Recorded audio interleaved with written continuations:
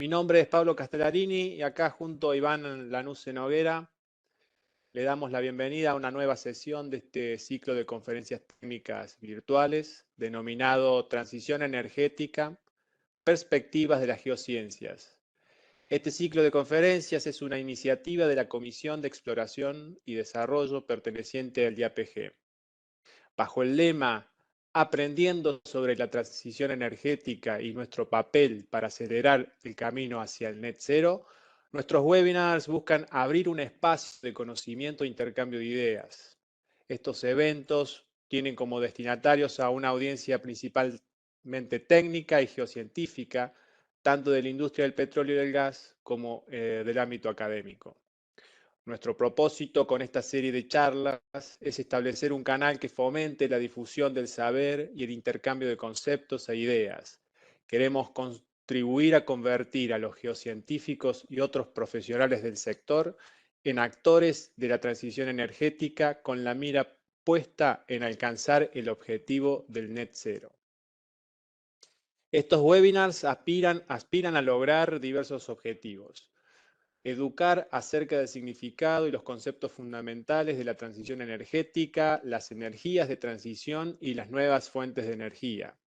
Acercar experiencias concretas de organizaciones y países que han avanzado significativamente en esta transición. Favorecer el intercambio de experiencias y buenas prácticas, creando un espacio colaborativo que agilice el proceso de aprendizaje y generar un espacio de debate crítico sobre los obstáculos y barreras que se presentan en el camino de la transición. Este ciclo contempla 7 eventos y en esta segunda sesión vamos a abordar la temática de la captura y almacenamiento de dióxido de carbono, también conocido por sus siglas en inglés como CCS. Para ello, los disertantes del día de hoy son Josefina Diriart, quien nos va a hablar sobre el almacenamiento geológico del CO2, abordando conceptos, metodologías y estatus a nivel mundial. Por otro lado, Alberto Ortiz nos va a mostrar cuáles son los aspectos claves que hacen a la caracterización de los reservorios destinados a almacenar este gas de efecto invernadero. Le recordamos a la audiencia que durante y después de las presentaciones pueden realizar sus preguntas y que al final de la segunda charla invitaremos a ambos disertantes a responderlas. Sin más, invitamos a Josefina Diriart. Hola Josefina, no sé si... Buen día. ¿Cómo estás? Buen día. ¿Cómo están? ¿Qué tal? Bueno, primero, muchas gracias de antemano por brindarnos tu tiempo y experiencia. Y si les parece, antes de que arranques tu presentación, te introduzco brevemente. Josefina es geóloga egresada de la Universidad Nacional de Tucumán, posee un máster en sistemas de reservorios petroleros y un posgrado en captura y almacenamiento de CO2, ambos de Colorado School of Mines. Se ha desempeñado como geóloga en Tecpetrol durante más de 15 años, trabajando con reservorios convencionales y no convencionales. Actualmente se desempeña como geóloga de reservorios experta en la dirección de estudios en donde se analizan oportunidades de almacenamiento geológico de CO2, litio y geotermia. Josefina, cuando quieras. Gracias, Iván. Me avisan, por favor, cuando puedan ver mi pantalla y arrancamos. Ahí ya la vemos. Bárbaro. Bueno, gracias por la introducción. Como mencionaban los chicos, vamos a hablar un poco de lo que es almacenamiento geológico de CO2, que sería la S en el CCS, ¿no? El storage. Conceptualmente, van a escuchar hablar de CCS, de CCUS. El objetivo de los dos es el mismo, es en vez de dejar que el dióxido de carbono, que es un producto de la combustión de combustibles fósiles, ¿no? Ese gas exhausto llegue a la atmósfera y siga aportando al calentamiento global, al efecto invernadero, es capturarlo y utilizarlo, si nos vamos por el lado de la U, utilizarlo con algún fin económico o almacenarlo de manera permanente en el subsuelo. ¿Ok? Esa sería la parte de la S. Hoy por hoy, en el mundo, se capturan y almacenan 40 millones de toneladas de dióxido de carbono. Me pueden preguntar, ¿eso es mucho o es poco? Es mucho si vemos, lo comparamos con un auto, ahí puse un autito, el auto que manejamos a trabajar, eso emite aproximadamente 5 toneladas de CO2 por año. O 40, son como 8 millones de autos. En realidad es muy poco si lo vemos a nivel mundial. ¿Qué quiere decir esto? Que nos falta, o sea, falta mucho por hacer. Hoy el CCS, o sea, la captura y almacenamiento tiene un momento muy particular, es muy exponencial el crecimiento de esta práctica, pero si vemos, o sea, ustedes saben, el IPCC, la IEA han desarrollado cientos de escenarios de cómo vamos a llegar al net zero en 2050 y 2070, y el CCS es una herramienta más en esa caja, en la caja de las renovables, de la nuclear, de la electrificación. Y en estas proyecciones se plantea de que el CCS, en estas simulaciones, el CCS debería ocuparse del 10% de esas emisiones, ¿ok? Entonces, si hoy en el mundo se emiten 40.000 millones de toneladas por año de CO2, que son esas 40 gigatoneladas, al 2050 el CCS debería ocuparse de remover 4 gigatoneladas, o sea, 4.000 millones de toneladas. Hoy almacenamos 40, o sea que estamos ocupándonos del 1% de lo que tiene, digamos, del objetivo que debería tener el CCS a largo plazo. Esto es un poco para mostrarles por qué es importante el CCS. O sea, ¿puedo prescindir del CCS para llegar al net zero? No, no puedes prescindir del CCS porque hay muchas industrias, que son las industrias que denominamos hard to abate o las industrias pesadas, que hoy por hoy en su proceso productivo, para llegar a su producto acero, cemento, refinería de hidrocarburos, van a seguir emitiendo CO2, o sea, no hay una tecnología que los reemplace verde, por decirlo de alguna manera. El CCS es el que se ocupa de poder mantener las industrias como conocemos, que son industrias fundamentales para nuestro día a día, pero evitando la emisión de este gas de efecto invernadero. Ahora, ¿qué necesito, o sea, desde el punto de vista geológico, para almacenar el CO2? ¿En dónde empieza mi screening? Esto está enfocado a geocientistas, así que no les tengo que explicar mucho, pero básicamente el concepto es, necesito un complejo de storage que tiene dos elementos, una roca reservorio y una roca sello. La roca reservorio tiene que tener mucho volumen poral para poder alojar mucho CO2, tiene que tener inyectividad, fundamental, o sea, mucho espesor, buena permeabilidad, para yo poder bombear ese CO2, o sea, inyectar ese CO2 a un caudal que me resulte conveniente. Y por encima de esa roca reservorio que tiene volumen poral y tiene inyectividad, necesito una roca sello. Necesito un sello geológico de alta calidad que evite que el CO2 salga de ese complejo de storage hacia donde, hacia la atmósfera, biosfera, hidrósfera. O sea, yo quiero inyectarlo en subsuelo y que se mantenga ahí. Dos elementos fundamentales que todos nosotros estamos muy familiarizados. ¿Dónde tiene que estar ese complejo de storage? ¿A qué profundidad? El CO2 tiene una particularidad física que a medida que se lo entierra, o sea, que aumenta la presión, como todo gas se va comprimiendo, ¿no? En esa compresión va disminuyendo su volumen, la masa se mantiene, entonces aumenta mucho su densidad. Llega un punto, que ese punto en general, para gradientes de presión y temperatura normal, estamos hablando de 800.000 metros de profundidad. En ese punto, que se llama profundidad crítica, alcanza el punto crítico y se deja de comportar como un gas y se empieza a comportar como un fluido supercrítico. ¿Qué significa eso? Significa que baja mucho su movilidad, por lo que la, como dice ahí, seguridad de contención que yo voy a tener está maximizada. Y otra cosa que es igual de importante es, como yo estoy disminuyendo el volumen, voy a optimizar el volumen por el que yo tenga en la roca, porque voy a poder meter más masa en un mismo volumen. Esto es fundamental. O sea, en los pocos países que existe regulación para realizar esta práctica, por debajo de esta profundidad es que se tiene que realizar, 800.000 metros de profundidad. ¿Cuáles son si queremos, configuraciones geológicas en donde se suele hacer el storage? En realidad hay dos tipos de storage, ¿no? Siempre clasificamos en que hay un storage dedicado que tiene como objetivo inyectar y almacenar el CO2 de manera permanente para que se quede ahí por miles de años. Ese es lo que se llama storage dedicado. Y después está el storage incidental, que después voy a meterme ahí. Lo que es el storage dedicado, como le decía, es capturo el CO2, lo inyecto, no lo quiero ver nunca más, que se quede ahí y no nos afecte. ¿Dónde se suele hacer? Principalmente en dos tipos de yacimientos, o sea, de dos tipos de reservorios. Yacimientos de petróleo y gas depletados, que tienen una gran ventaja, que es que ya los caractericé. O sea, ya se hizo la inversión de tiempo y capital para entender sus propiedades físicas, petrofísicas, geomecánicas, el tamaño que tiene, sé perfectamente cuáles son los límites, ¿ok? La gran desventaja que tiene inyectar un depletado es que son chiquitos, o sea, comparado con el volumen que les hablaba al principio, ¿no? Que yo decía, tenemos que almacenar 4 gigatoneladas por año. No nos van a alcanzar los depletados del mundo para llegar, para llegar a ese volumen.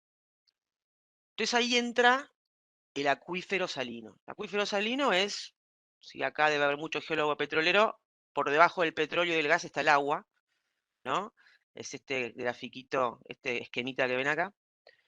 Sabemos que el acuífero salino es muy abundante en la naturaleza, a veces perforamos buscando el petróleo y encontramos agua. Tiene que tener algunas características, tiene que tener más de 10.000 miligramos por litro de sólidos totales disueltos. ¿Por qué? Porque esa agua no le sirve a nadie, no me sirve ni para uso industrial, ni para uso agrícola, mucho menos para consumo humano. Entonces no tiene valor. Entonces yo puedo almacenar CO2 ahí de manera permanente. La gran desventaja que tiene es que como no tiene ningún interés económico, son totalmente desconocidos. ¿Ok? Totalmente desconocidos, hay algún pozo exploratorio perdido que lo atravesó, pero de ahí a tener el conocimiento que tiene un depletado, me faltan años, ya vamos a ver cómo es el timeline, pero faltan años de tiempo, de entendimiento, de inversión de capital. Esa es la gran desventaja del salino, que hay que meterle mucho tiempo y mucho capital para entenderlo. La gran ventaja es que puedo almacenar grandes volúmenes de masas de CO2. Ya vamos a ver la capacidad mundial. Ahora, hay otro tipo de storage, que es el storage incidental. El storage incidental, en realidad, el objetivo no es almacenar el CO2, sino que viene como un beneficio. Y el ejemplo de eso es el EOR, ¿ok? O la recuperación terciaria de petróleo. O sea, yo inyecto CO2 en un yacimiento maduro de petróleo para bajar su viscosidad, puedo recuperar más. En ese proceso va quedando almacenado CO2. Pero hay un reciclo, ¿no?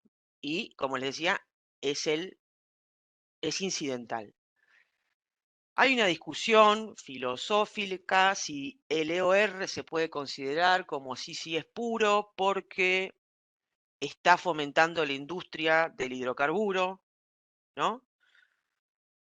La realidad es que hoy en el mundo, y ya lo vamos a ver, es que esta es la única práctica hoy en muchos países, cada vez menos, pero hasta el año pasado, en el que el único tipo de storage que se hacía era este, porque es el único que por el otro lado recibo algún tipo de ingreso, ¿no? El de arriba, el dedicado, es costo 100%. Acá por lo menos tengo ¿no? Me entra algo de lo que yo de todo lo que estoy haciendo, que es la venta del hidrocarburo. El tema es que ahora está migrando esto, o sea, del EOR nos estamos yendo ya al dedicado porque muchos países empiezan a meter incentivos económicos, ya lo vamos a ver, ¿ok? Estos son los recursos de storage a nivel mundial. Este número es inmenso, 13.000, estos serían 13.000 gigatoneladas o 13.000 miles de millones de toneladas. Es un número teórico, por supuesto, ¿no? Son recursos no descubiertos. Lo que quiere mostrar esta slide es que hay muchos países que ya están identificando sus recursos de storage. Ya vamos a ver cómo se denomina. ven que hay muchas partes que no tienen circulito en el mapa. ¿Significa que no tienen recursos? No, significa que no entraron en este catálogo. Y para entrar en este catálogo que está manejado por la, si no me equivoco, por la OGCI, que es un grupo de petroleras de las majors que se juntaron para armar este atlas.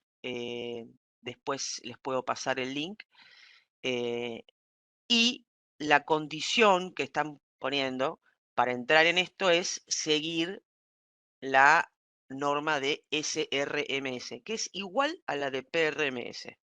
Lo único que cambia es la terminología. En la PRMS tenemos producción, acá se llama almacenado, la reserva se llama capacidad, pero conceptualmente es lo mismo. ¿Okay? Esta SRMS salió en 2018 y creo que ahora salió una nueva, si no me equivoco. Pero cuando ya el país, el Estado, quien sea que se ocupa de hacer esto, mete su calculito teórico en este formato, empieza a aparecer en este mapa. ¿Tá? Lo que quiero mostrar con esto, miren este número.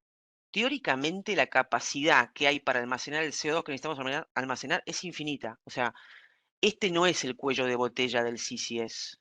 La geología, en principio, no es el cuello de botella del CCS. Cuello de botella del CCS son temas más económicos, que ya lo vamos a ver, que es un poco lo que les mencionaba, ¿no? Si es un 100% un costo, muy difícil que lo pueda hacer. Si tengo algún tipo de incentivo fiscal, probablemente me llame más la atención hacerlo. Me voy a apurar porque estoy un poco justa de tiempo. ¿Cómo hacemos este screening de capacidad que les mencionaba, no? Por ejemplo, viene un ingeniero y nos dice, necesito almacenar 1 millón de toneladas de CO2 por año de mi planta de producción de acero. Lo primero que es a ver dónde está la planta, en qué cuenca está, ver un poco la geología regional. Estamos hablando nivel screening, nivel estoy en la base de la pirámide de certidumbre de mi recurso, ¿no? Pero lo que les quiero mostrar con este slide es que para arrancar es muy sencillo. Es un cálculo volumétrico, es una volumetría clásica, en donde tenemos que meter la densidad del CO2, que es muy fácil de calcular teóricamente, o sea, de manera teórica. Uy, perdón, se me fue la presentación. A ver, ahí está. Yo puedo calcular el volumen, tengo algún parámetro petrofísico dando vueltas, si tengo un depletado cel acumulada puedo llevarlo a subsuelos, o sea, realmente para hacer un screen principal los datos están, después está el tema de la inyectividad. Si el ingeniero me dice que está a 1 millón de toneladas por año y yo veo que si cruzo espesor y permeabilidad mi reservorio me cae acá, estoy en el horno. Estoy en un tipo 3 que esto es por supuesto, no es exacto, ¿no? Pero es una herramienta de screening. Caigo en el tipo 3. Para 1 millón de toneladas me tengo que ir más lejos. ¿Qué significa irme más lejos? Más costo de transporte. Entonces, un primer screening, esta herramienta a nosotros nos ha resultado bastante bien. Seguimos acá entrando un poco en lo que les comentaba del timing, ¿no? Acá tenemos las distintas etapas de un proyecto de inyección. Primero está lo que es la preinyección, que es la selección del sitio y caracterización. Lo que les decía, el calculito que les mostré recién, estamos acá recién. Estamos tipo en el side screening, totalmente mucha incertidumbre, costo muy bajo.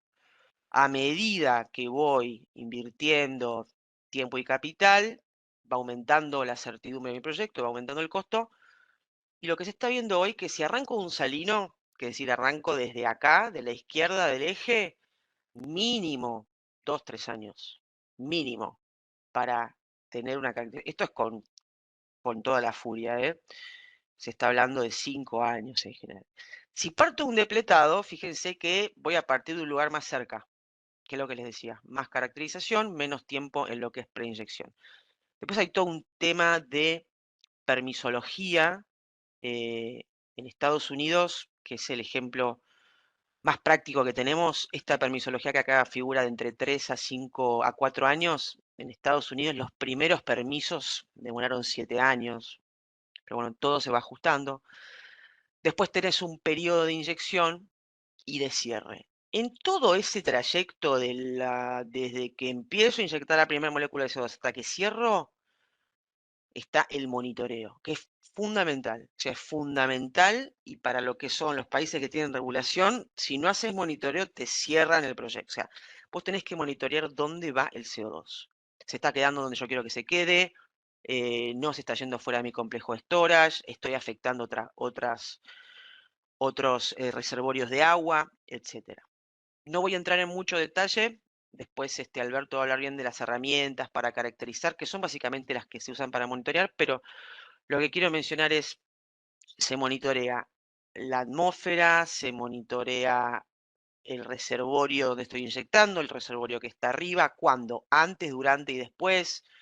Esto es una imagen de Slumber, esto es fundamental, o sea, no es amor al arte, no es me encantaría tener esto, esto lo tenés que hacer. Obviamente cada proyecto tendrá su ajuste y su necesidad, pero esto es una parte fundamental desde el punto de vista de regulación y desde el punto de vista de inversión, ¿no? Siendo un poco a lo que es el estatus global, hoy lo que les quiero mostrar acá es, esto es el 2021, había 30 proyectos en operación y desarrollándose 107. Lo más importante para mostrar acá es, fíjense que los que estaban en operación en el 2021, 23 eran DOR, lo que les mencionaba, o sea, los que tengo algún tipo de ingreso aparte, y 7 en dedicado. Fíjense que lo que se proyecta es que el dedicado gane protagonismo por el tema de la aparición de incentivos. Rápidamente, este es el estatus al 2022. Lo que les quiero mostrar acá es, fíjense el crecimiento exponencial que tiene. Ya se habla de que están desarrollando 196 proyectos, ¿no? De un año al otro pasamos de 140 a 196, liderando Estados Unidos la cantidad de proyectos que tienen anunciados en desarrollo, ¿no? Y donde, como les decía, focalizados principalmente en acuíferos salinos. Rosita sería acuíferos salinos, fundamentalmente focalizado ahí. Ahora el mes que viene sale el estatus del 2023, esto es del CCS Institute, lo pueden acceder en la página. Es muy interesante ver cómo va tomando momentum este tema en el mundo. Esto es lo que les decía, no voy a entrar en mucho detalle, pero la clave acá es ponerle un precio al dióxido de carbono, ¿no? En forma de incentivo fiscal, en forma de carbon tax, en forma de un ETS, o sea, de un emission trading system. El tema es ponerle un precio, no importa el mecanismo. Cuando el CO2 ya tenga un precio, esto va a poder, o sea, va a poder y se ve que es fundamental para que arranque, para que la rueda gire, para poder, digamos, poner esto en práctica a gran escala. ¿En dónde existe esto ya? En Estados Unidos está el crédito fiscal 45Q, que depende de lo que hagas vos con el CO2, depende del crédito que te dan. Por ejemplo, si lo haces permanente, te dan $85 por tonelada. Si lo usás para EOR, te dan menos, porque ya ganas por otro lado. Si lo utilizás para producir algún servicio, lo mismo. Y es lo que les dije, Estados Unidos está liderando, y bueno, porque tiene esto. Y en Europa está el ETS, que es lo mismo, es básicamente, o sea, no es lo mismo, pero conceptualmente lo mismo, es ponerle un precio al dióxido de carbono. Y como les decía, todo esto asociado a una regulación que marque cuáles son las líneas para poder hacer esto de manera responsable. Por último, les quiero mostrar una pregunta que me hace mucho, es ¿por qué en Argentina no hay CCS? Y este mapa lo que muestra a la izquierda es qué necesidad tiene el país de aplicar CCS, y eso está basado, esto es también del CCS Institute, está basado en producción y consumo de combustibles fósiles, y a la derecha está el desarrollo, es decir, cuán preparado está ese país para afrontar CCS, y eso está basado en el conocimiento de sus recursos de storage, que ya se lo mostré en un mapa, y si tiene policy, regulación y leyes. Si comparamos los dos mapas, lo primero que vemos es que Estados Unidos, Canadá, tienen necesidad y están preparados. Pero fijémonos, Rusia tiene mucha necesidad y no está preparado. China tiene mucha necesidad y se está preparando. Y después tenemos todo lo que está en gris, que son zonas que tienen menos necesidad, no están preparados, generalmente está asociado al mundo en desarrollo, en donde las prioridades probablemente son otras, hacer CCS.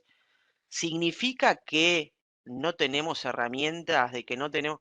para hacerlo. No, no significa eso. Significa que capaz podemos acompañar al resto del mundo,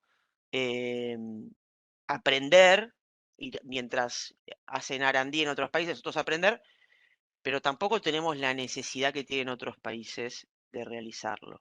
De vuelta, hay que hacerlo, hay que empezar. Hay muchas compañías que ya lo están haciendo. No tenemos la necesidad urgente que tienen otros países de realizarlo. Estas son las conclusiones, ya básicamente lo mencioné. Voy a cortar acá porque estoy pasada de tiempo. Les agradezco mucho por el tiempo que me dieron y eso sería todo de mi parte. Muy interesante, Josefina, muchísimas gracias. Muy, ¿Ah? muy interesante. Bueno, si te quedas por ahí después de la charla de Alberto, bueno, vamos a abrir a preguntas y a revisar las preguntas que nos compartan los que están asistiendo a la reunión, a esta presentación, perdón. Muy bien, bueno, a continuación seguiremos con la presentación de Alberto Ortiz. ¿Estás por ahí, Alberto? No te veo en el... Ah, ahí está. Estoy Perfecto. y voy a compartir Tengo... la pantalla. Bueno, voy a hacer una breve introducción. Alberto César Ortiz es un geólogo egresado de la Universidad de Córdoba, Argentina. Ha trabajado en Total Austral y Schlumberger, focalizando su experiencia en la evaluación de formaciones mediante perfiles de pozo. Luego se unió a YPF en Buenos Aires, donde se desempeñó como petrofísico en proyectos de shale no convencional. En el 2020 fundó NZC Solutions, una empresa que ofrece servicios y productos para la descarbonización de la industria. Adelante, Alberto, todo tuyo. Bueno, muchísimas gracias, Pablo. Gracias al IAPG por darme la posibilidad de realizar esta presentación. Excelente, Josefina, me interesó mucho todo lo que comentaste. Bueno, como petrofísico que soy, siempre me interesó conocer la roca y en este caso, bueno, desde hace un par de años que estoy mirando la roca desde otro punto de vista con objetivos de CSS, ¿no? Entonces un poco quería compartir un poco lo que fui aprendiendo a lo largo de estos años con el tema del CSS. La primera pregunta que me surge rápido, que obviamente Josefina ya lo mencionó claramente, es por qué el CSS es un cambio en el paradigma climático, ¿no? Es una de las pocas tecnologías que al momento ubica de manera segura y permanente el dióxido de carbono cuando el proyecto está llevado a cabo de la manera correcta. Es el único que reduce las emisiones a gran escala, ¿no? O sea, estamos hablando, hay un montón de iniciativas a nivel mundial para la reducción de los gases de efecto invernadero, pero es el único que realmente el CCS es el que puede taclear grandes cantidades de emisiones a nivel global. Una ventaja además es que se puede adaptar a un montón de complejos ya existentes, entonces de esta manera le permite continuar funcionando libre de emisiones, como son industria cementera, la industria de la siderurgia o la industria, por ejemplo, los plantas termoeléctricas, entre otros. Y eso es una gran ventaja porque se podría adecuar a, diríamos, a la producción de dióxido de carbono o la emisión de dióxido de carbono de esas plantas. Y como decía Josefina, ya hay algunos países en los cuales este tipo de tecnologías podría empezar a generar retornos comerciales y ese es un apalancamiento bastante fuerte para que la actividad continúe creciendo en línea con el Acuerdo de París del 2015, ¿no? Desde el punto de vista geológico, bueno, voy a ser, digamos, más técnico en la presentación a medida que voy pasando las slides. Pero tenemos diferentes tipos de rocas donde podemos emplazar el dióxido de carbono y todas estas se están evaluando en simultáneo, digamos, para ver la capacidad de colocar el dióxido de carbono. Los principales reservorios son las areniscas y los carbonatos, obviamente, primero por la disponibilidad que hay a nivel mundial, segundo por el conocimiento que se tiene de cada uno de estos tipos de roca, que son los que frecuentemente la industria del petróleo y el gas ha lidiado en los últimos 80, 90 años, ¿no? Aunque también, y me voy a centralizar en la presentación en parte con ejemplos principalmente focalizados en arenisca y algo en carbonatos, pero también quería mencionar en este slide que están siendo estudiadas las fangolitas orgánicas o vaca muerta, por ejemplo, como reservorios donde se puede albergar el dióxido de carbono, mantos de carbón y las rocas máficas y ultramáficas. Brevemente, para sintetizar estos tres tipos de roca, los cuales no voy a después hacer mucha más alusión, las rocas tipo fangolitas orgánicas tienen ventajas y desventajas. La desventaja principal es la baja permeabilidad que tiene para realizar una inyectividad importante. La ventaja que tiene es que tienen querógeno y el querógeno absorbe el dióxido de carbono, dando un elemento más para el aseguramiento del dióxido de carbono en este tipo de rocas. Problemas que tiene que todavía es muy poco conocida la capacidad reactiva que tienen los minerales en cuanto a la posibilidad de disolución y no entrampar adecuadamente el dióxido de carbono en este tipo de rocas. Los mantos de carbón también por fenómenos de absorción, el dióxido de carbono se pega a la estructura molecular del carbón y de esa manera le da un extra a la capacidad de albergar el dióxido de carbono en este tipo de reservorios. Eso se lo ve como positivo. Ha habido algunos proyectos, principalmente en Polonia, donde se ha inyectado dióxido de carbono cerca de donde se está produciendo el carbón para ver si podía hacerse una especie de recuperación mejorada de los proyectos de Coal Bed Methane, los CBM, y no ha funcionado muy bien. Entonces, bueno, todavía hay mucho que aprender en cuanto a la posibilidad de utilizar el dióxido de carbono en este tipo de rocas para una mejoría en la producción de gas del gas asociado al carbón. Y el otro tema es que hay que entender muy bien cómo el dióxido de carbono interactúa con el carbón. Rocas máficas y ultramáficas tienen un gran potencial. Hay un proyecto Carbon Fix en Islandia. Este tipo de rocas reaccionan fuertemente con el dióxido de carbono y generan, digamos, como desventaja tienen baja permeabilidad, pero como ventaja es que el dióxido de carbono al reaccionar directamente va al estadio de mineralización, que es el estadio de super seguridad para que el dióxido de carbono no vuelva a superficie. Hay un proyecto grande en Islandia, como comentaba, hace que este proyecto funcione, diremos, de manera adecuada. La alta temperatura a la que está este tipo de rocas en el proyecto de 270 grados Celsius es bastante alta, entonces eso favorece obviamente que estos proyectos funcionen. Hay otros proyectos también posibles en Oman con este tipo de rocas que tienen una altísima reactividad con el dióxido de carbono. Como mencionaba Josefina, no voy a hacer mucho hincapié en eso, hay proyectos en acuíferos salinos, en yacimientos depletados y en recuperación mejorada de petróleo, inclusive mixtos, donde recuperamos petróleo, pero al mismo tiempo, por ejemplo, no solamente estamos inyectando en la zona con petróleo, sino estamos inyectando en la zona de agua, en el acuífero, para mantener, por ejemplo, la presión de los reservorios. Como mencionaba también, hay otros proyectos de coal bed methane en shales. Esto es más o menos para ubicar dónde están los proyectos actuales. En Estados Unidos, principalmente, los proyectos están ubicados se van adecuando según clústeres, donde van colectando el dióxido de carbono, el clúster del Mississippi, clúster de Colorado, de Denver, donde, bueno, ya hay proyectos tanto en reservorios tipo clásticos como en tipo carbonático. En Europa generalmente se ubican en reservorios de tipo areniscas. En el offshore, Northern Lights, por ejemplo, uno de los proyectos más grandes en el offshore del Mar del Norte. En Medio Oriente están comenzando ya sí proyectos de mayor envergadura, la mayoría obviamente colocados en rocas de tipo carbonáticos, al igual que el proyecto en el offshore de Brasil. Y acá para mencionar el proyecto de Islandia de Carbon Fix, ubicado en rocas de tipo máficas y ultramáficas, ¿no? Esos son los principales proyectos. En China también hay desarrollo de este tipo, tanto en carbonatos como en rocas de tipo areniscas. Los mecanismos del entrampamiento lo voy a sintetizar en un minuto rápidamente como para dar parte, digamos, dar lugar a lo que voy a explicar después. Una vez que el dióxido de carbono entra en la roca, comienza a sufrir un montón de mecanismos de entrampamiento. Imaginemos el caso más simple, que estamos frente a un pozo que inyecta dióxido de carbono. El dióxido de carbono comienza a migrar y a subir a través de la trampa con un seal por arriba, un sello, diremos, que ofrece de contención al dióxido de carbono. Este dióxido de carbono que va subiendo es contenido primariamente por una trampa estructural con un sello arriba que puede ser una arcilla. Posteriormente a eso comienzan a producir fenómenos de disolución del dióxido de carbono con el brine, con la salmuera, se mezcla, aumenta la densidad de la salmuera resultante y comienza a percolar hacia niveles inferiores por diferencias de densidad, ¿no? El primer movimiento es hacia arriba por la el diferencial de densidad respecto a la salmuera.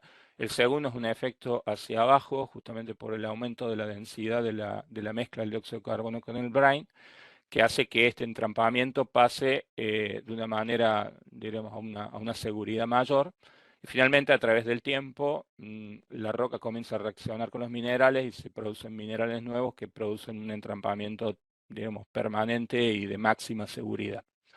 Si en este caso, una vez que pasó la pluma de dióxido de carbono y fue ascendiendo a través de la columna, se deja de inyectar, el agua del acuífero comienza nuevamente a ocupar los poros y comenzar una fuerza de presión capilar sobre el dióxido de carbono que hace que parte de ese dióxido de carbono sea empujado hacia arriba y parte de ese dióxido de carbono queda entrampado como entrampamiento capilar acá, que es este residual trapping, que es un entrampamiento secundario producido por el ascenso nuevamente de la columna de agua detrás de la pluma de inyección.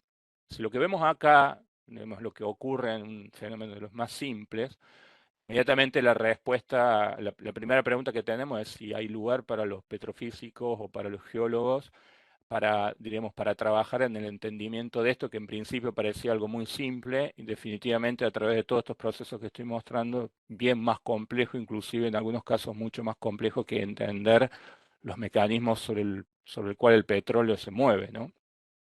Para hacer para ir un poco más, diríamos, a detalle de lo que estoy mencionando, bueno, existen un montón de fórmulas para hablar sobre la capacidad de almacenamiento. Acá yo simplemente me refiero a la fórmula utilizada principalmente por la Unión Europea, que básicamente es diremos, cuánto es el dióxido de carbono que podemos almacenar, entendiendo si conocemos el área, la altura del reservorio, la relación net-to-gross, la porosidad efectiva donde podemos colocar el dióxido de carbono y la densidad del dióxido de carbono. Ahora, esta capacidad de almacenamiento es multiplicada por un factor siempre discutible en la industria, que es el factor de eficiencia. Y fíjense lo interesante yo acá enumeré algunas de los factores que influyen en este factor de eficiencia, ¿no?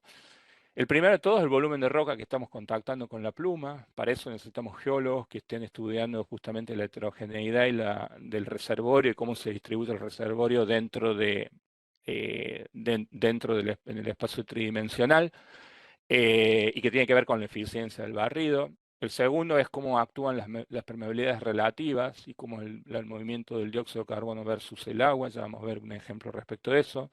El tercero es que cuando nosotros comenzamos a inyectar dióxido de carbono, se produce un fenómeno de drenaje, o sea, nos movemos por presiones capilares. En este sentido, en la vertical tenemos la presión capilar y en la horizontal tenemos la saturación. Entonces la saturación de agua comienza a bajar y la presión capilar comienza a aumentar hasta llegar a una saturación reducible. Y posteriormente a la pluma entra nuevamente el agua y comienza un proceso de imbibición que, como mencionaba anteriormente, no sigue la misma curva que el proceso de drenaje, un proceso de histéresis, y por lo tanto deja entrampado dióxido de carbono en el espacio poral con el entrampamiento secundario. Todo esto son respuestas que tenemos que dar los petrofísicos para cada nivel y para cada zona, en el cual debemos trabajar mucho para entender cómo son estos procesos de imbibición y de drenaje, ¿no? Otras cosas es estudiar la viscosidad y la densidad del dióxido de carbono versus la del agua. Y otro tema muy importante es cómo gestionamos la presión de inyección durante la vida del proyecto, ¿no? Porque vamos a generar con la presión de inyección determinados efectos cerca de la pared del pozo donde estamos inyectando, y otros fenómenos van a estar ocurriendo en las lejanías de esto, y lo tenemos que entender exactamente qué es lo que está ocurriendo en una zona respecto de otra, ¿no? ¿Por qué la evaluación de formaciones, en nuestro caso la petrofísica, y también incluyo en esto los geomecánicos, es importante en este tipo de proyectos? Bueno, lo primero es saber cuánto es la cantidad de dióxido de carbono disponible que podemos colocar en la roca, cuál es el intervalo más favorable para inyectar, cómo evaluar si el dióxido de carbono se mantendrá dentro del volumen que nosotros queremos albergar, ¿no? Que no haya un leakage, una pérdida, una fuga que traería consecuencias muy, muy negativas para el proyecto.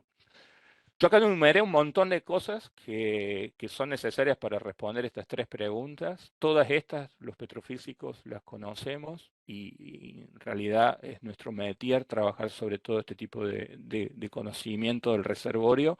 Porque son todas estas, el entendimiento de todas estas características del reservorio nos va a dar una máxima capacidad de inyectividad, que era lo que Josefina mencionaba como un aspecto crítico para este tipo de proyectos, disminuir los riesgos de que haya fugas de dióxido de carbono fuera de lo que nosotros queremos, la zona donde nosotros queremos ubicarlo, optimizar la adquisición de datos y de esta forma maximizar la inversión, que va a ser el retorno que finalmente nos va a traer en términos de créditos de carbono o de cantidad de dióxido de carbono, o digamos toneladas de dióxido de carbono por inversión que nosotros hemos realizado, ¿no?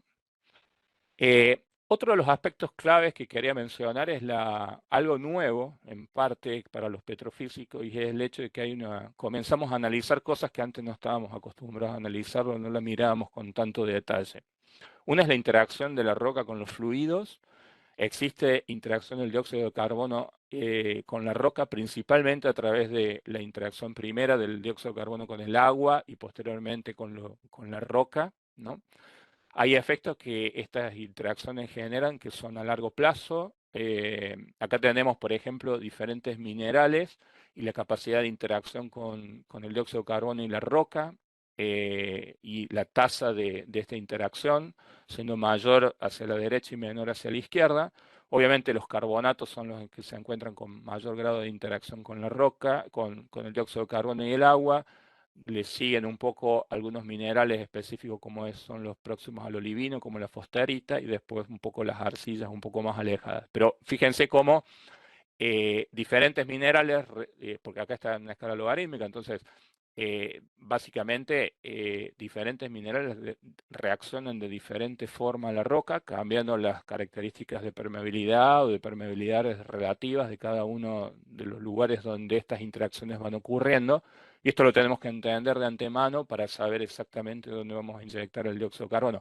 Acá vemos una arenisca, por ejemplo, con una determinada porosidad antes de la inyección de dióxido de carbono, que lo podemos ver acá en celeste, y la misma arenisca posterior a la inyección de dióxido de carbono. Vemos como muchas porosidades son obliteradas por la alteración de los minerales y consecuentemente la permeabilidad se ve, diríamos, perjudicada en este caso por la inyección, ¿no? Entonces, no solamente tenemos que evaluar la roca de cómo es en un determinado momento, sino cómo la misma después sufre alteración a lo largo del tiempo, ¿no? Este en el caso de los carbonatos, acá tenemos dos ejemplos de carbonatos. En un caso, los carbonatos tienen una altísima sensibilidad con el dióxido de carbono, se producen fenómenos de disolución y también de precipitación. Esto es importante aclarar también, no siempre la disolución lo que está ocurriendo. Y otro de los puntos importantes para mencionar es que no solamente depende de la roca, sino también de las características del agua, del fluido que está dentro del reservorio, lo que va a estar ocurriendo en términos de disolución y de precipitación. O sea, presencia de carbonatos, de cationes, de aniones, de estroncio, de magnesio, hace que haya fenómenos también de precipitación y es muy importante estudiar el agua, el acuífero en tal caso, para entender cómo va a reaccionar el agua frente a la presencia de dióxido de carbono, ¿no? Acá tenemos por ejemplo, un estudio realizado sobre coronas en carbonatos, donde se le inyectó dióxido de carbono, después se le inyectó agua, se le cambió la mojabilidad a la roca inyectando petróleo, y finalmente se hizo una tomografía computada en el estadio inicial, en el estadio final. Resumidas cuentas, lo que se puede ver es cómo la roca va aumentando su porosidad y la interconectividad entre los poros va siendo mayor de manera, diremos, como consecuencia de la inyección de dióxido de carbono y de la disolución que éste genera en conjunto con el agua. Como la permeabilidad, en realidad acá tenemos la permeabilidad final respecto a la permeabilidad inicial antes de iniciar, digamos, al momento posterior a haber realizado la inyección de dióxido de carbono, y la porosidad final versus la porosidad inicial.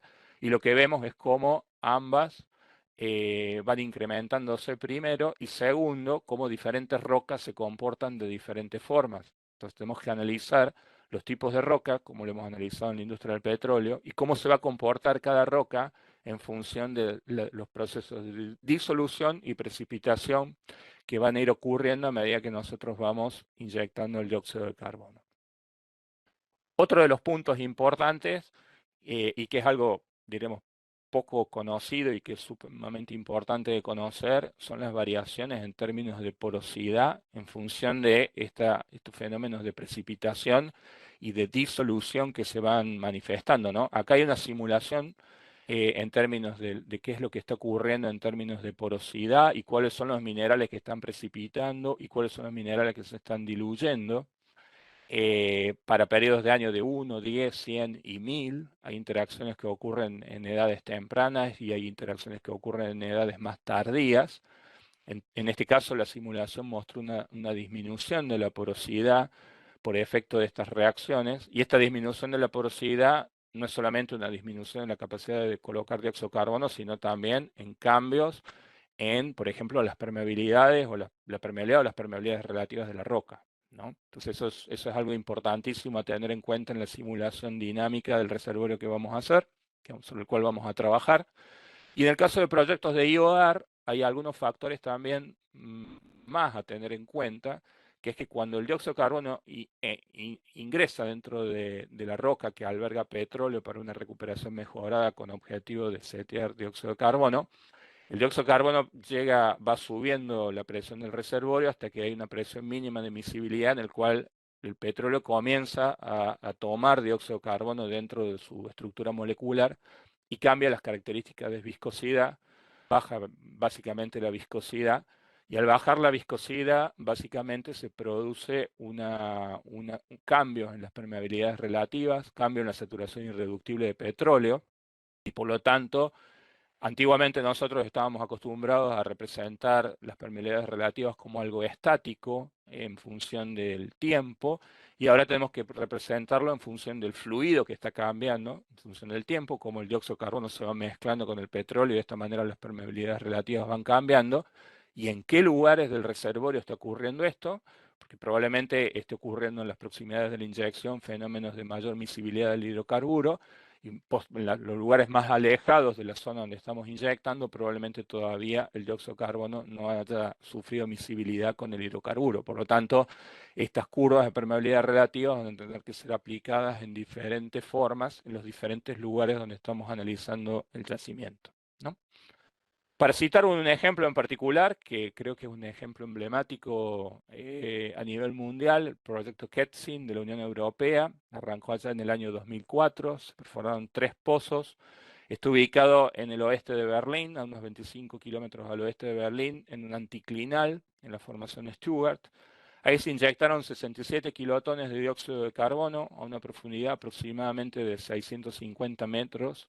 Es un proyecto muy estudiado porque se adquirieron datos relevantes y creo que fue muy importante lo que se aprendió a través de este proyecto, y es lo que quiero subrayar un poco ahora en esta presentación para mostrar dónde es el rol y cuáles son los aspectos claves que tenemos que evaluar como petrofísicos cuando estamos mirando este tipo de proyectos, ¿no?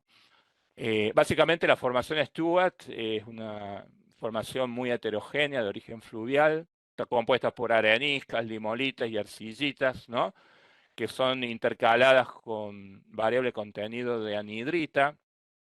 Acá tenemos la interpretación petrofísica llevada a cabo para este reservorio. Acá vemos la zona del reservorio que muestra porosidades que rondan entre el 30 y el 15%. La mineralogía que fue definida a través de espectroscopía de captura inelástico, que muestra la presencia de feldespatos y anhidrita, que justamente son dos minerales a tener muy en cuenta en estas reacciones posteriores que estaba mencionando anteriormente. Y la roca sello, que tiene básicamente la presencia de arcillas, anhidritas y carbonatos, ¿no? Acá vemos en un crossplot del factor fotoeléctrico y la densidad de la roca aparente de matriz, cómo es el efecto del feldespato y cómo es el efecto de la anhidrita en este crossplot, algo que nosotros los petrofísicos estamos frecuentemente, diremos, acostumbrados a interpretar. En estos pozos se corrió la herramienta triple combo, neutrón, densidad, resonancia magnética nuclear también fue incluido en esto, y como les comentaba, la espectroscopía de captura inelástico. La resonancia magnética nuclear también se adquirieron datos de corona, ¿no? La resonancia magnética nuclear en este sentido cumple un rol fundamental para el entendimiento del reservorio. Nosotros acá tenemos la distribución de T2, que básicamente representa como si fuera la distribución de los tamaños porales. Y en este caso es muy importante entender cuál es el límite que va a ser aplicado para determinar cuáles son los lugares donde cuáles son los tamaños porales donde entrará el dióxido de carbono y cuáles son los tamaños porales donde el agua va a permanecer en estadio irreductible, ¿no? Generalmente, para todas las areniscas se utiliza un cutoff de 33 milisegundos. En este caso fue recalibrado con muestras de corona este límite de T2 cutoff. Se estableció que para esta arenisca el T2 cutoff adecuado era aproximadamente 9 milisegundos, lo cual trae aparejado una mejoría diríamos, en la capacidad de la roca respecto a utilizar 33 milisegundos, en la capacidad de la roca para albergar hidrocarburos, ¿no? Entonces, esto que lo hacíamos frecuentemente a veces en algunos yacimientos de petróleo y de gas, también es necesario hacerlo en este tipo de reservorios para saber exactamente cuál es la capacidad que cuáles son los espacios porales y cuánto de esa porosidad va a ser la que es capaz de recibir el dióxido de carbono. Acá tenemos un perfil de pozo con la distribución de T2, básicamente para los dos miembros de la formación Stewart. Y lo primero que queremos saber es cuáles intervalos van a albergar mayor volumen de CO2. No es una pregunta fácil de responder, ¿no? Aún con el conocimiento que tenemos de la industria del petróleo. Acá lo que podemos ver es que en la zona superior tenemos una menor, diríamos, cantidad de fluidos libres. Acá tenemos mayor cantidad de fluidos libres porque la distribución está tirada hacia la derecha. La porosidad de la roca en la zona superior es menor respecto a la zona inferior. La permeabilidad a la inversa es más alta en la zona superior y más baja en la zona inferior, a pesar de que la porosidad es más alta. Y acá podemos ver la cantidad de fluido irreductible definido por resonancia magnética nuclear respecto a la saturación total, lo cual nos dice, con estas flechas rojas, cuánto sería la capacidad en términos de volumen de dióxido de carbono que podríamos inyectar en esta zona, ¿no? Entonces, si lo miramos desde un punto de vista estático y con una primera aproximación, podríamos decir que a lo mejor en la zona inferior podríamos tener mayor capacidad, mayor contenido de hidrocarburo, de dióxido de carbono para poder inyectar. Y en la zona inferior tendríamos una menor capacidad. Ahora, la pregunta es, ¿cuál de las dos zonas será la zona más adecuada para poder inyectar este dióxido de carbono, ¿no? Entendiendo que la zona superior tiene una permeabilidad mayor. Bueno, acá entra en juego el tema de las permeabilidades relativas, ¿no? Cómo juegan las permeabilidades relativas y cómo es importante entenderlas a las permeabilidades relativas obtenidas a través de muestras de corona para poder saber cuáles son los niveles mejores para inyectar. Nosotros acá tenemos la saturación de agua de 0 a 100 y tenemos las permeabilidades relativas al agua.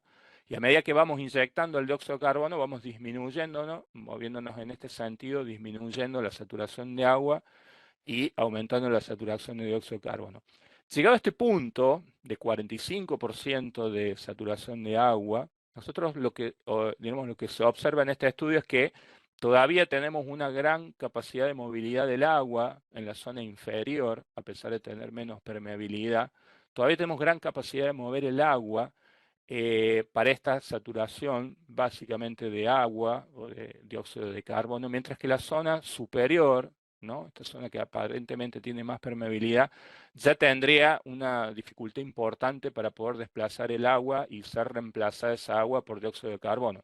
Entonces, esto básicamente nos indica que la zona inferior sería la que podría albergar más capacidad de dióxido de carbono, a pesar de que inclusive tiene una permeabilidad menor, ¿no? Y sería la más adecuada para inyectar.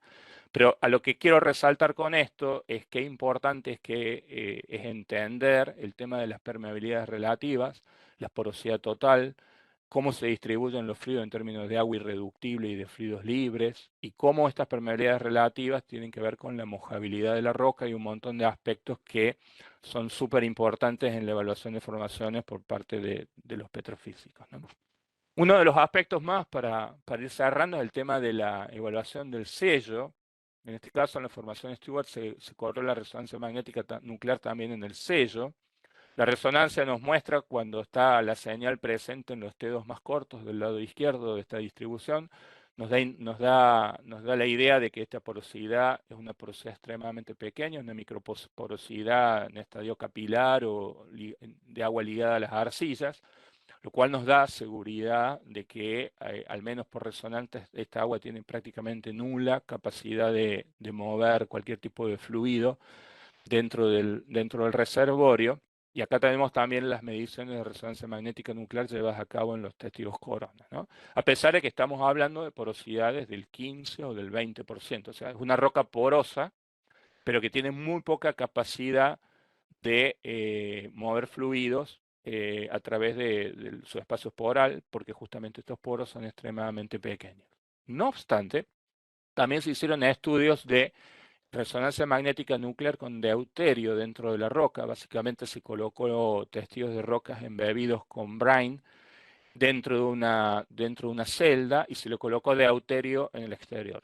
Por fenómenos de difusión, el deuterio va entrando de a poco en la roca, simplemente para equiparar las concentraciones en el exterior y en el interior. El deuterio tiene la capacidad de ser invisible para la resonancia magnética nuclear. Entonces, a medida que el deuterio va entrando en el espacio poroso de la roca, en este tipo de rocas, la señal de resonancia va cayendo en función del tiempo, hasta que en un momento, cuando el deuterio entró completamente dentro de la roca, la señal de resonancia desaparece justamente porque es invisible a los campos magnéticos y la antena de la herramienta. Entonces, esto muestra que después de 4 horas el deuterio consiguió entrar dentro de este tipo de rocas. Esto nos da la pauta de que, si bien es una roca desde el punto de vista petrofísico impermeable, hay estudios adicionales para entender muy bien cómo podría llegar a ser el movimiento de estos fluidos dentro de la roca sello, y de esta manera asegurar de que el sello se comporte ya no en 2 o 3 años de la manera adecuada, sino en cientos de años de la manera adecuada, como es el objetivo un poco de este tipo de estudios, ¿no? O sea, comienza a entrar la variable tiempo dentro de la evaluación petrofísica, que es algo que en general los petrofísicos no estamos acostumbrados a tener en cuenta cuando hemos visto, diremos, los reservorios de petróleo. Por último, también cuando adquirimos datos, es sumamente importante no solamente pensar en el reservorio actual, sino en el futuro monitoreo del dióxido de carbono a lo largo del tiempo. En este caso, en el proyecto KEXIM se corrieron cross-well resistivity, que son básicamente mediciones de resistividad entre 2 pozos que fueron específicamente perforados con el objetivo de monitorear. Los petrofísicos sabemos que la resistividad de la roca tiene una relación directa con la saturación a través de la ecuación de Archie, pero que es necesario, para transformar la resistividad en saturación, conocer factores claves como el factor del exponente de saturación o el factor de cementación de la roca. Y estos parámetros tienen que ser, digamos, conocidos al momento antes de iniciar el proceso de inyección, para luego poder transferir resistividad a saturación y de esta manera cuantificar de manera adecuada la cantidad de dióxido de carbono que fue albergada dentro del reservorio. En esta formación se realizó la medición del N a través del Resistivity Index. Lo que básicamente se hace es, en un plug, se lo satura con agua salada y posteriormente se va inyectando el dióxido de carbono y se va viendo cómo la saturación va variando y consecuentemente cómo la resistividad va aumentando a medida que va entrando el dióxido de carbono. La pendiente de esta curva tiene que ver con el exponente de saturación, que en este caso arrojó un valor de 1.65. Lo interesante de esto es que uno siempre presume o asume de que la roca no va a ser mojada con el dióxido de carbono, y por lo tanto en este fenómeno solamente entraría la movilidad del agua. Lo que ocurrió fue que se hizo el mismo experimento con nitrógeno en vez de agua y se observó que se obtenían factores o exponentes de saturación diferentes a los utilizados cuando se inyectaba dióxido de carbono. Quiere decir que el diseño de los experimentos también tiene que tratar de reproducir con la máxima fidelidad posible los efectos y los fluidos que nosotros estamos inyectando en el reservorio. Este fenómeno todavía del cambio en la pendiente entre el nitrógeno y el dióxido de carbono no es un fenómeno que se entienda de manera precisa, pero sí remarca el hecho de que todos los experimentos y los ensayos de laboratorio futuros tendrán que estar adecuados para la condición particular de estudio que estamos en este momento, que difiere del petróleo y el gas que hemos estudiado en los últimos años, ¿no? Cambios en el factor del exponente de saturación traería cambios importantes en la saturación de agua. O sea, lo que está remarcando acá es que si nosotros medimos una resistividad de, por ejemplo, 12 ohmios, vamos a obtener dos saturaciones diferentes si utilizamos uno u otro exponente de saturación, y por lo tanto esta imprecisión entre el rojo y el amarillo nos traería una imprecisión en las cantidades de dióxido de carbono que nosotros vamos a declarar como capturadas y presentes en el reservorio, ¿no? Esto es fundamental para la cuantificación y el monitoreo del dióxido de carbono a lo largo del tiempo. Como conclusión, resalto que la adquisición de perfiles y de Corona es crucial para optimizar la inversión, de la misma manera que lo hemos ido aprendiendo durante años de experiencia en la explotación de hidrocarburos. La evaluación de perfiles tradicional es esencial, pero aparecen nuevos fenómenos que no estamos acostumbrados a tener en cuenta, como es alteración en función del tiempo de las propiedades de la roca, la interacción entre la roca y los fluidos, y cómo estos fenómenos ocurren y dónde ocurren en el reservorio, porque no ocurren, diremos, de manera similar en todos los lugares de la misma forma. Entonces tenemos que lidiar con tres aspectos nuevos y fenómenos que hasta el momento no han sido objeto de nuestros estudios como petrofísicos, ¿no? Y por último, cómo la adquisición de datos ahora también debe centrarse en la evaluación posterior y el monitoreo posterior del reservorio, ya que es imprescindible contar con datos en el tiempo cero para poder después establecer las diferencias cuando el reservorio comience a llenarse con dióxido de carbono. Así que bueno, muchísimas gracias. Muchísimas gracias al IAPG por la invitación a participar de esta charla. Y bueno, acá dejo simplemente en la slide unas bibliografías que les pueden llegar a ser útiles caso que después quieran investigar un poco más sobre los temas que plantean. Muy buena la presentación, Alberto. Sin duda desafiante, ¿no? Lo que se viene Sí. por este tema, ¿no?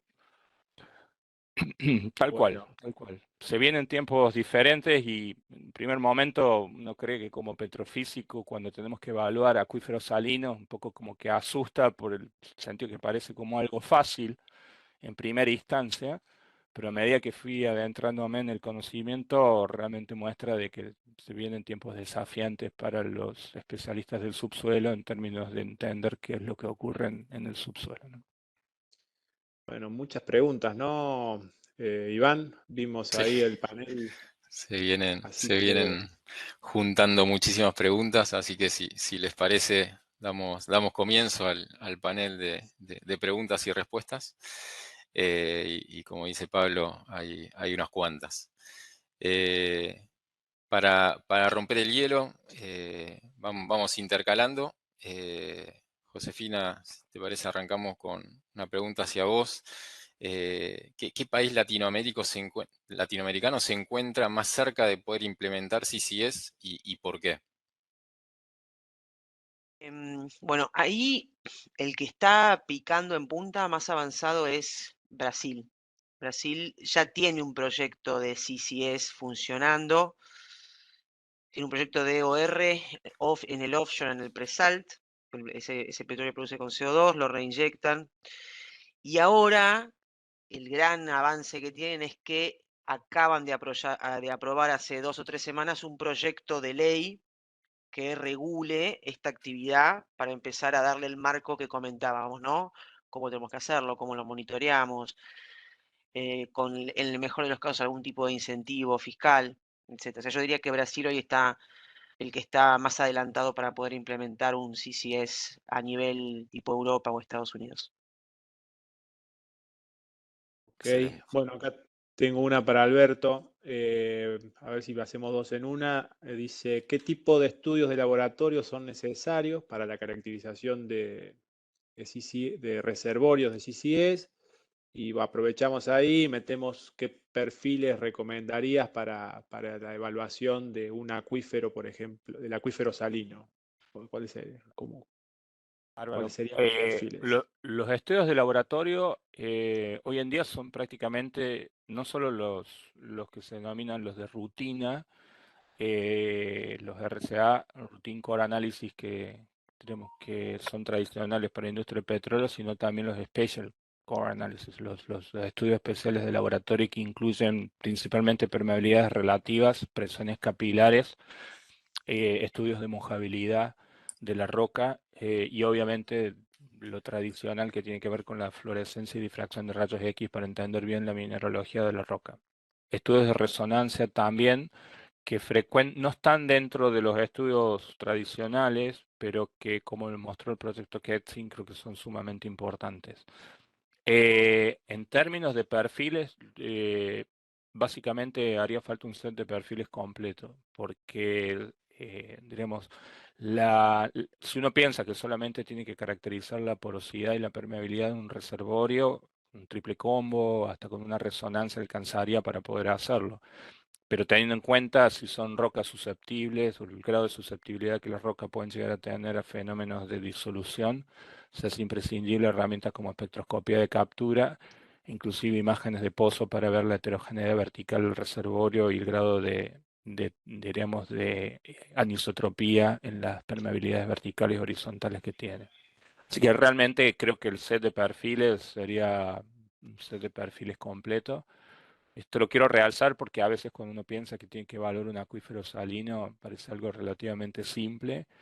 De hecho lo es cuando tenemos que simplemente hacerlo, por ejemplo, para a veces, no sé, evaluar cómo es el acuífero en una zona donde hubo petróleo y gas o donde hay petróleo y gas, que a lo mejor no es algo que le hemos prestado mucho interés en el pasado, pero cuando estamos frente a un proyecto de inyección de dióxido de carbono se torna crítico, ¿no? Y el daño también, ¿no? Esa evaluación de cómo te va a cambiar, cómo se va a dañar ese reservorio cuando lo inyectes eventualmente, ¿no? Sí. Con precipitación de minerales y demás. Sí, Interesante. algo que no lo mencioné por el tiempo, pero que ya que lo mencionas, es que cuando inyectas dióxido de carbono cerca de la pared del pozo, se producen a veces fenómenos de dry out, que es como un disecamiento del agua. El agua que está en el acuífero tiende a eliminar o precipitar sales. Estas sales pueden llegar a bloquear la inyectividad en las cercanías del pozo, ¿no? Entonces, nada, en la proximidad de la zona de inyección se producen un montón de fenómenos que tienen que ser entendidos de manera rápida y precisa para el suceso de la propia inyección y que no perdamos capacidad de inyección. Bueno, muchas gracias. Gracias, ¿Tenés otra Alberto. por ahí, Iván? Sí, tengo acá una de BEA Delta Plus Energy para Josefina. Consulta, ¿se han hecho mapas de screening filtrando por cercanía de la capacidad de almacenamiento a los centros de generación de CO2? ¿Sería relevante aplicar ese tipo de filtros en el análisis? Buena pregunta. Sí, es lo primero que vas a ver en cualquier país que está empezando a hablar del tema. Cruzan en mapas los principales centros industriales con la geología, ¿no? Para ver cuán cercana está la fuente, lo que se llama el source sink, o sea, fuente sumidero, esa distancia es fundamental. En Argentina, yo no he visto ninguno particularmente, sí sé, porque he participado de alguna reunión con ellos, que la gente de ITEC, YPF, ha estado trabajando fuerte en un atlas para tener una primera estimación de recursos teóricos por cuenca. Cuando no lo vi público aún, sé que están trabajando. Creo que cuando eso se publique va a ser un buen panorama para ver por dónde arrancar, ¿no? Excelente.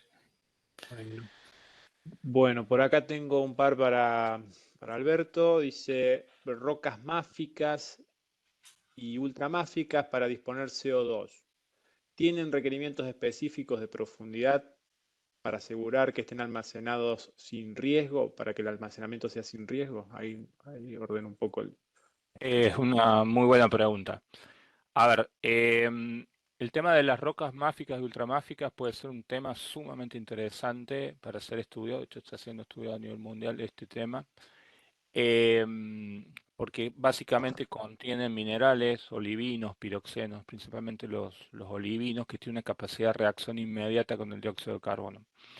Esto hace que en vez de pasar por los procesos de entrampamiento, como mencioné anteriormente, de entrampamiento capilar o inclusive procesos de dilución del dióxido de carbono junto con el agua, vaya directo al dióxido de carbono a transformarse a mineral, carbonato, básicamente, que puede ser magnesita o otro tipo de minerales producto de la alteración inmediata de las rocas ultramáficas. Dicho esto, tenemos como ventaja la seguridad del entrampamiento en cuanto a la mineralización. El problema de este tipo de reservorios es que en general tienen poca permeabilidad, o la permeabilidad está dada principalmente por sistemas de fracturas, y es imprescindible entender cómo es cómo el dióxido de carbono se va mineralizando a través de modelos matemáticos, para de esta manera asegurarse de que todo el dióxido de carbono va a ser mineralizado y no van a quedar fugas que puedan irse a otros reservorios. El proyecto de Carbon Fix eh, de Islandia es un proyecto que a través de creo que unos 7 pozos se está inyectando dióxido de carbono en rocas ultramáficas de Islandia. Justamente es una isla con rocas ultramáficas. Producto que de este dióxido de carbono sale a través de la energía geotérmica. Entonces, para que la energía geotérmica sea limpia, era imprescindible que este dióxido de carbono se lo inyectara en las proximidades, que era la disponibilidad que había en las rocas ultramáficas. La ventaja es que la capacidad de reactividad que tienen en ese caso es altísima, porque la temperatura de la roca ultramáfica es de 300 grados a pocos metros de profundidad, hacía que fuera muy seguro, porque a medida que aumenta la temperatura, la reactividad es muy alta, entonces casi todo el dióxido de carbono estaba siendo entrampado de manera perfecta. Como dije, hay grandes cuencas, por ejemplo en la cuenca de Paraná o en la cuenca o en Oman, donde las ofiolitas afloran directamente en superficie. Son toneladas y un volumen gigantesco de rocas ultramáficas que tendrían capacidad y la posibilidad de entrampar dióxido de carbono. Tienen la desventaja que estarían a menor temperatura que las rocas de Islandia, por lo tanto tiene que ser muy bien estudiada la reacción que ocurre a esas temperaturas para que no haya riesgos de fugas, pero los volúmenes son gigantescos. En este momento hay gente que está estudiando y haciendo modelos matemáticos para ver cómo es la velocidad de esa reacción, a ver si es factible este tipo de emprendimiento en este tipo de rocas. En Argentina inclusive hasta podría ser factible de analizar algún caso en algunos reservorios cerca de lugares volcánicos en el sur, en Cuenca Neuquina, por ejemplo. Pero tiene que ser bien entendido a través de modelos matemáticos cómo es la mineralización, qué tan rápido ocurre la mineralización. Ok, muy interesante. Ahí vamos con una pregunta para Josefina de Carlos Lobo. ¿Cómo influye la presión de poro a la inyectividad del CO2 en el reservorio? ¿Es más fácil inyectar el dióxido de carbono en un acuífero salino a presión original, en un reservorio de petróleo depletado, un reservorio de gas depletado? ¿El dióxido de carbono se inyecta de forma gaseosa o de forma líquida? Excelente pregunta. Empecemos atrás para adelante. Se inyecta como fluido supercrítico, que físicamente es una mezcla entre un gas y un líquido. ¿Ok? Eso como primer punto. Con respecto a tu pregunta de la presión poral, es clave. Es clave. Mirá, cuando nosotros simulamos inyección de CO2 en un acuífero salino a presión original, como decís vos, si no tenés un acuífero de una inyectividad alta, o sea, alta estoy hablando muy alta, tipo un Darcy o algo en ese orden de magnitud, generalmente lo que vemos, obviamente depende de la masa que tengas que inyectar, pero generalmente lo que vemos es que tenés que perforar pozos de producción de agua. ¿Para qué? Para evitar subir la presión poral por encima de la presión de fractura. Generalmente, en los países que ya se está llevando a cabo esto, una de las principales reglas es que tu presión de inyección tiene que ser el 80% de la de fractura, para evitar, obviamente, poner en riesgo el sello del reservorio. Por supuesto, cuando simulás inyectándolo en un depletado, ese problema no lo tenés hasta por lo menos los 30, 40 años que inyectas? Es una muy buena pregunta porque la inyección en salinos puede aparejar un CAPEX adicional de perforación de pozos de producción de agua, ¿no? Que después tenés que ver qué haces con esa agua también, ¿no? En algunos proyectos la reinyectan en otro horizonte, en algunos proyectos, dependiendo de la salinidad, podés llegar a tratarla para darle algún tipo de uso, pero ese problema no es menor, no es menor. Muchas Muy gracias, bien, Josefina. gracias. Bueno, tenemos acá a Nicolás Randone que pregunta qué métodos de control del movimiento del CO2 post-inyección se utilizan y con qué frecuencia de tiempo se realizan estos controles. Bueno, es una pregunta que para ambos, si pueden contarnos un poco qué se sabe, cómo estamos con este tema.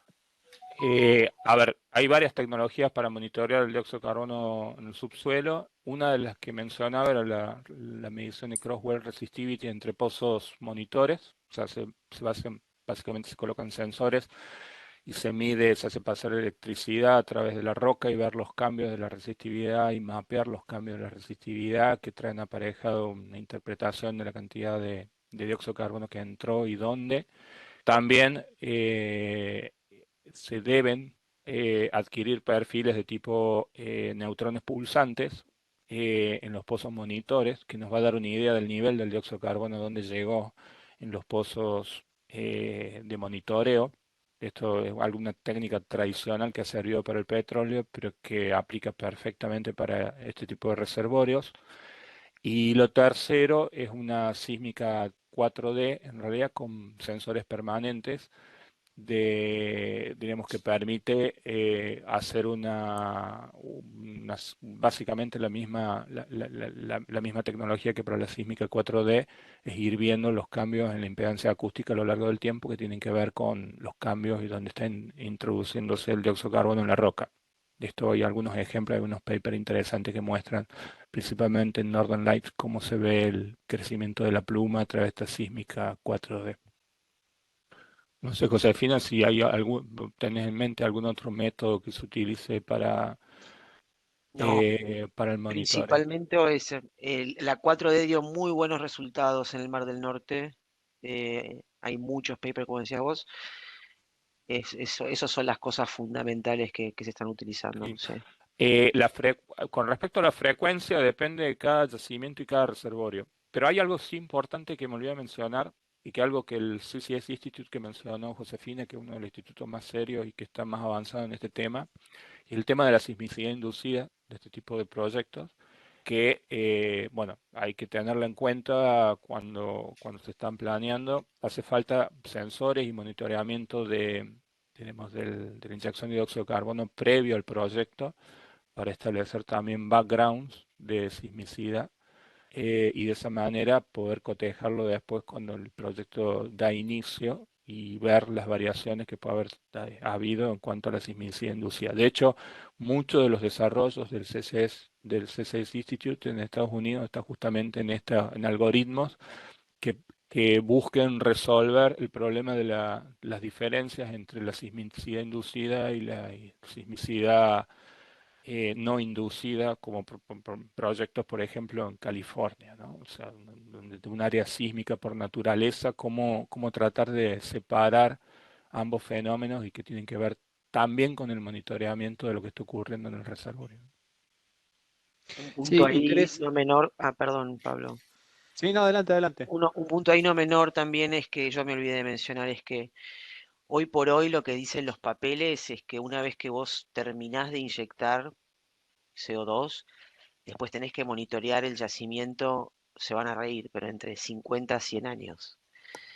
Eso es lo que dicen los papeles. Obviamente no hay ningún proyecto que haya llegado a esa etapa, por lo cual, disculpen, con lo cual no se sabe en la práctica cuánto va a ser. Algunos están hablando de que se va a reducir a 15 años, pero digo, ahí hay un tema también no resuelto. ¿Cuánto tiempo después lo tengo que monitorear para asegurar que ese proyecto tuvo integridad, ¿no? Nada, un comentario que quería hacer. Sí, y respecto a eso, ¿cómo bueno, cómo es el tema con los yacimientos maduros que se reutilizan en este tipo de práctica, que ya tienen pozos, ¿no? Y que van a estar abandonados con su, bueno, toda esa, que van a estar abandonados y que van a estar en las crestas normalmente de las trampas, ¿no? Ese, Tal Sí, cual. sí, bueno, sin lugar a dudas. Es el aseguramiento de no tener pérdidas por pozos perforados hace mucho tiempo, es un tema crítico. Sí. Y sí. a ver, tenemos un montón de preguntas. La verdad que ha despertado mucho interés las presentaciones, ¿eh? Felicitaciones porque la gente ha estado ahí muy interesada y haciendo preguntas. ¿Tenés por ahí alguna, Iván, que hayas Tengo capturado? una acá, no sé si la entiendo, pero quizás Josefina, a quien está destinada así, de Alberto Monfrini. Dice, ¿qué opina si en cambio de tender gasoductos, generar energía eléctrica en el yacimiento, transportar por electroducto e inyectar CO2 directamente en la formación?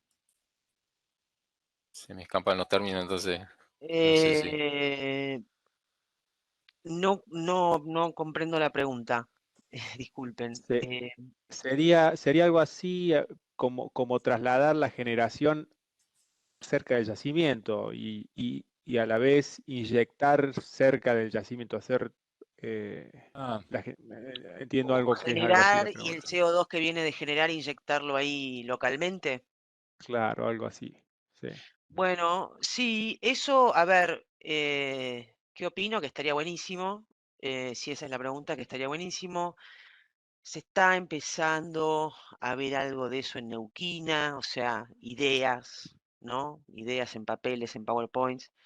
eh, pero sí, totalmente. y O algo sea, que me sí. recuerda a Josefina, a lo mejor es un proyecto en el Mar del Norte, en Inglaterra, que creo que está en ejecución en este momento, que con SMR, con Steam Gas Reforming, Ujú. están capturando el dióxido de carbono del Mar del Norte, en la costa lo están separando, generando hidrógeno para ser inyectado en una ciudad de 1 millón de habitantes aproximadamente, que va a ser el proyecto piloto, y el dióxido de carbono resultante lo reinyectan al reservorio para mantener la presurización. Espectacular. Este es un Hidrógeno único azul. proyecto, hidrógeno azul. Espectacular. Sí, sé que Espectacular. está en ejecución ese proyecto, de hecho están cambiando el tendido de la red no implica un cambio importante en la red de gasoductos en esta ciudad, pero sí algún acomodamiento con respecto a la red de gasoductos más antigua, pero que sería un proyecto que apalancaría, diríamos, la posibilidad de en el propio yacimiento inyectar el dióxido de carbono y enviar en vez de como gas metano, mandar hidrógeno, ¿no? Enviar hidrógeno. En Estados Unidos la red de gasoductos in place que hay es crítica para fomentar y apalancar este tipo de proyectos porque se están estudiando para ver la reversibilidad Ujú. de justamente red de gasoductos. Hay muchos estudios y muchos trabajos presentados para ver cómo adaptar la red de gasoductos preexistente para poder utilizarla en este caso para el envío de dióxido de carbono. Gracias, Alberto. Bueno, que, muy bueno todo. Vamos a ir cerrando. No sé, a ver, elijo otra pregunta más. Dice, estudios de permeabilidad relativa para identificar los mejores niveles para inyectar. ¿Sirven? ¿Son críticos? ¿Cuál es la opinión? Sí, son críticos. La verdad que los estudios de permeabilidad relativa son críticos, no son fáciles de llevar a cabo a veces porque hay muchas metodologías para poder llevarlos a cabo, pero en fin, son críticos porque, como mencionaba, nosotros siempre los petrofísicos pensamos en las permeabilidades relativas con respecto a dos fluidos, ¿no? Un petróleo, un agua o un gas y un agua que estamos desplazando en un tipo de rocas que va a permanecer en el tiempo de la misma forma. O sea que no esperamos cambios en el sistema poral, no esperamos que haya nuevos poros, ni mucho menos que haya, diremos, menos poros. Eso lo hemos asumido como una variable constante a lo largo del tiempo. Este tipo de estudios implica pensar de que va a haber creación de nuevos poros, ausencia de poros que existían y que fueron obliterados por la cristalización y por la precipitación de otros minerales. Entonces es crítico.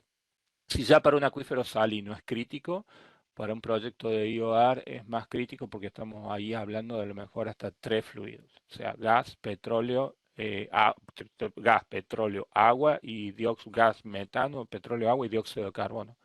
Entonces ahí las permeabilidades relativas, como decía, van a variar en las diferentes posiciones del yacimiento, ya no van a ser homogéneas y constantes como a veces nosotros esperamos para un mismo tipo de roca, y después van a ir variando en función del tiempo. Entonces, y los laboratorios no están todavía muy preparados para poder cuantificar la variable tiempo en los estudios que están haciendo. Eso sí es algo que todavía están haciendo como técnica.